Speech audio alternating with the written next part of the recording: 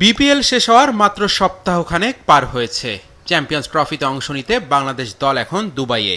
এর মাঝেই বাংলাদেশ দলের সাবেক অধিনায়কদের নিয়ে বিসিবিতে মিটিং ডেকেছিলেন ফারুক আহমেদ। হঠাৎ করে সাবেকদের কেন জরুরি তলব? এখন তো আপনি জানেন যে সব দেশে অনেকগুলা টি-20 ফ্র্যাঞ্চাইজি টুর্নামেন্ট হয়, যেগুলোতে আমাদের ফরেন প্লেয়ারের সাথে ক্ল্যাশ হয়। ওসব টুর্নামেন্ট যাতে আমরা থেকে একটু অন্যরকম করে করতে পারি, সো আমরা বেশি কোয়ালিটি ফরেন প্লেয়ার পাই। সো আমরা এটা নিয়ে আজকে আমরা একটা মিটিং করেছি। আপনি জানেন যে আমাদের ফর্মার ক্যাপ্টেন্সদের ডেকেছিলাম।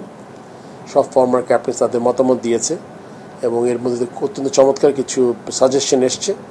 সেগুলো আমরা বিবেচনায় নিয়ে আমাদের আগামীতে যাতে আমরা কাজে লাগাতে পারি সেই চেষ্টা করব।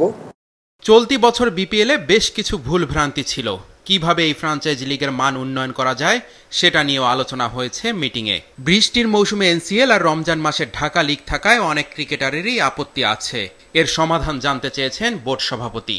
ক্রিকেটের উন্নয়নে সবার পরামর্শ নিয়ে কাজ করার কথা জানিয়েছেন ফারুক আহমেদ। বিসিবির এমন উদ্যোগকে স্বাগত জানিয়েছেন সাবেক অধিনায়করা। কোটি মানুষের আস্থার ভালোবাসায় 11 বারের মতো দেশের 1 নম্বর রেফ্রিজারেটর ব্র্যান্ড ওয়ালটন।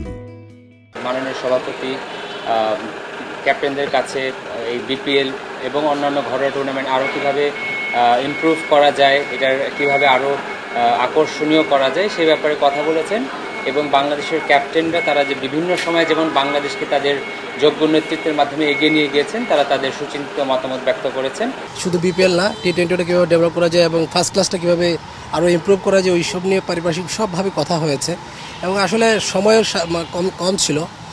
আগামীতে আমরা মনে হয় আবার আমাদের প্রেসিডেন্ট ফারুক ভাই আমাদেরকে আবার ডাকবেন কীভাবে আমাদের বাংলাদেশ সর্বোপরি বাংলাদেশ ক্রিকেটটা কীভাবে আগানো যায়।